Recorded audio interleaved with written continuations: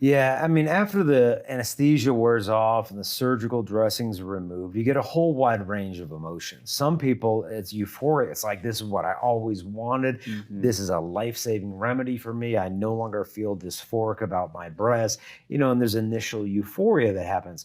Other times, it's an absolute horror show. And I've spoken to the nurses in the post-op, rooms after the transitions, and sometimes it's an absolute nightmare where the kid's like, I thought this would be the answer to everything. And what did you adults let me do? What did I do to myself?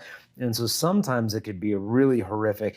Other times it begins like this never ending quest of like, okay, my breasts are gone, but now my hips look too big. Now I'm dysphoric about my hips. It's like an endless list of false summits. I mean, you climb 14ers and mountains out here in Colorado. It's like that's the summit. And then you get there and you're like, oh, that's the summit. And then you get there like, wait, no, that's the summit.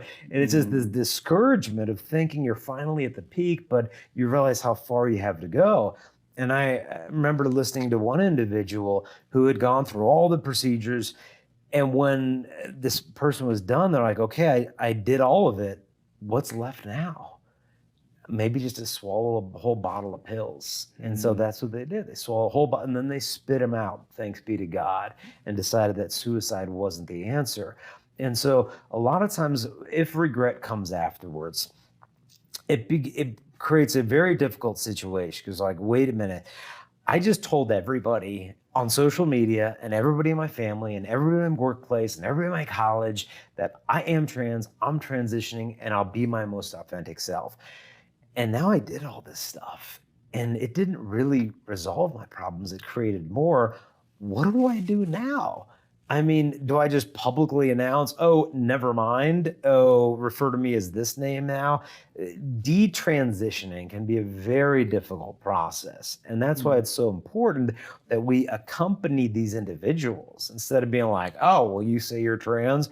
Well, that's kind of like leprosy. I can't talk to you. Like, no, no, no. Mm. Let's walk with them. Even if they decide to go through it, let's walk with them in love and still remain a part of their lives, not necessarily to endorse what they're going to do to perhaps hurt their body, but to know that I'm still going to be here for you no matter what decision you make. And I want to love you enough to tell you the truth that I don't think this is going to end well. And here's some videos you might want to watch that could maybe make you think differently about this, and share some detransitioner stuff with them. But walk with them through this, because when they detransition, what they need to do is find each other, in a sense that they're not alone. If you get on websites like reddit.com and you just type in hashtag detrans, there's a subreddit there, which is like an online community forum of, last time I checked, it was 48.1 thousand Mm. individuals identifying as detransitioners. And they're screaming from the rooftops, hit the brakes. This is not the answer. They're starting blogs and websites and podcasts and lawsuits, and they're winning the lawsuits. So one of them, named Kira Bell, a young woman out in the United Kingdom, she got puberty blockers, cross-sex hormones, double mastectomy, and then in her early 20s, just kind of looked down at her body like, what happened? Like, how did you adults let me go through with this? And why did I do this? And so she sued the biggest gender clinic in the United Kingdom, called Tavistock.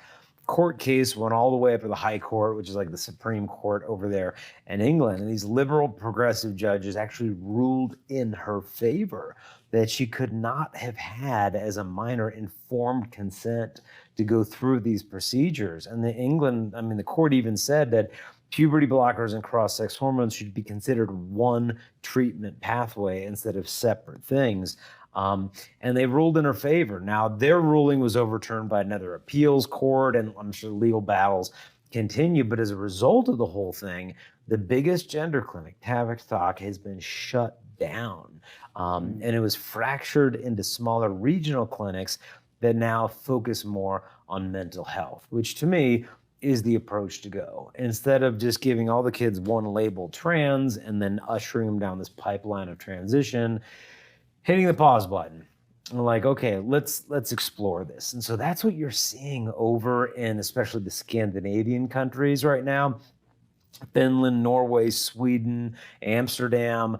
They're doing a U-turn right now. It's very difficult to get puberty blockers and cross-sex hormones as a young person over there. The waiting list for these transitioning services, 18 months. Then they're going to take like another 9 months to investigate your case, see if you're a suitable candidate. And from the adolescent's perspective, it's like, wait, you're not going to get back to me, for like a year and a half, 2 years, 2.5 years. By the time you get back to me on this, my puberty is going to be finished. And from the doctor's perspective, it's like, exactly. That's what we're trying to do, is buy time. Because if a kid can just go through puberty naturally, 80 to 95% of the time, gender dysphoria will desist on its own.